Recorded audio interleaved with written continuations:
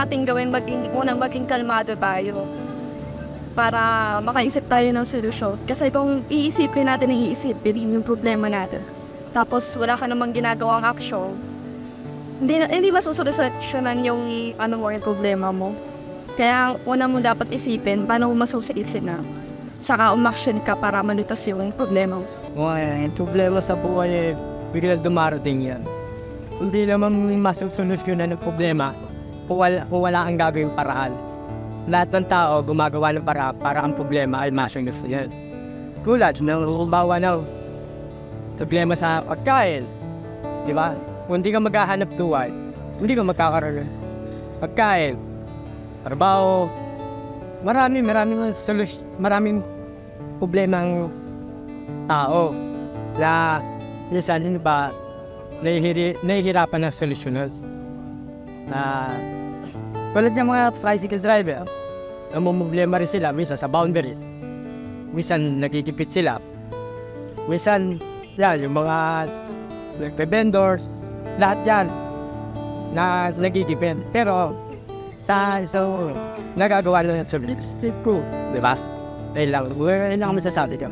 Kung ngayon po, pag natin isipin na namatay ang problema sa buhay dahil nandiyan po si God na tutungan sa atin. Nandiyan po ang pamilya ko at may gagabay po sa akin. Kaya di po makakatira sa pabubuhay natin at sa kaligasan. Pangarap po natin. At pag dumating po yung problema yan, iniisip po natin yan. Wala akong may tutulong sa atin yan. I-handle po natin ng maayos. Tapos, siyempre, aside from problema, laging dumarating naman yan sa buhay natin yung problem eh. Hindi mo din naman maiiwasan yan. Ang kailangan lang gawin, mag-take ka lang ng risk. No. Risk. Tawanan mo lang ang problema. Kaya pa. Yun lang. Yung para sa akin lang, pinokus ko yung sarili is pagbabihanap buhay, tapos pinokus ko rin yung sarili ko rin sana ko, sa pamilya ko, tapos asawa ko. Pag-reflect kami na lang ng asawa ko, nag-uusap kami na hayas. Ayun lang, magka-reintin lang namin na lang. Yung problema kasi, lahat naman yung tunasan, konstitutin lang. Laban lang, di ba? Kaya naman ko yun magsubok lang yung dati buhay natin. Patutunasan din. Sabi nga naman mga tanda, ang problema, nandyan lang. Pag pinasos mo, yan naman di mo kailabotor. Pero, pag may problema naman natin, laban lang din. Huwag ang susuko. Yungapa tama. Ang problema ay isang sitwasyon na hindi ka nais-nais na kailangang harapin o malampasan. Karamihan sa atin ay nakikita ang problema bilang pinagmumulan ng paghihirap. Dahil dito, lahat ng may kinalaman sa paghihirap ay madalas na tinuturing na problema. Pero kung Biblia ang tatanungin, ano ba ang dapat gawin kapag dumadating ang problema sa buhay? Let us take everything that happens as a lesson to learn. Matuto tayo sa nangyayari sa buhay. Ang problema, pinaparating ng Diyos to tell us something. Kaya ka nagkaganyan, masama kasi ginawa mo eh. Eto, kaya ka nagkaganyan kasi nakalimutan mo na ako eh. Yan, ginagamit po ng Diyos yan for us to think that we do not owe our lives. We do not manage our lives. There is somebody higher than us that will always do His will in accordance with justice, sa equity.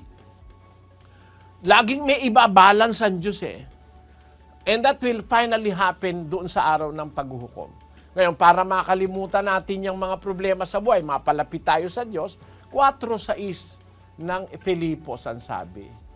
Huwag kayong mga balisa sa anumang bagay, kundi sa lahat ng mga bagay, sa pamamagitan ng panalangin at daing na may pagpapasalamat, ay ipakilala ninyo ang inyong mga kahilingan sa Diyos. Ay, ang Diyos naman pwedeng pakiusapan eh. Sabi niya, kung mabalisa kayo sa anumang bagay, Ipakilala ninyo ang inyong kahilingan sa Diyos sa pamamagitan ng panalangin at daing na may pagpapasalamat. Yun ang natutunan ni kapatid na Daniela. Sinasabi ko sa kanya, ang solusyon sa problema, kapatid, kasing lapit lang ng tuhod at ng sahig. Luluhod ka lang. Luhod ka lang. Pagkahirap na hirap ka na, luhod ka, tumawag ka, may Diyos. I believe. Kung yung iba hindi naniniwala, but I believe that somewhere in the great somewhere, hears every word. Even in the darkest night, even in the worst situation, merong makikinig sa panalangin ng isang tao kung naniniwala ka sa Diyos.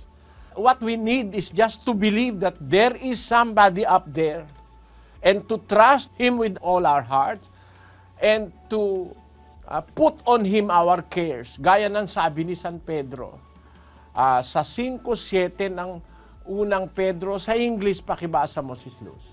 Casting all your care upon Him, for He careth for you. Ilagak nyo sa Kanya ang lahat ng inyong mga kabalisahan sapagkat kayo ipinagmamalasakit niya, for He cares for you. Like a father that cares for his children, the Father in heaven cares for those who believe in Him. I believe that there is God. Gusto kong i-share sa inyo. It is better to believe in God than to deny His existence. Why? Because if there is no one to help you, if there is no human capable of helping or doing things which you wanted to be done on your life, meron ka pang mapupuntahan. Pag wala kang kinikilalang Diyos, hanggang tao ka lang. Pag wala ng taong makatulong sa'yo, wala ka nang madadaingan.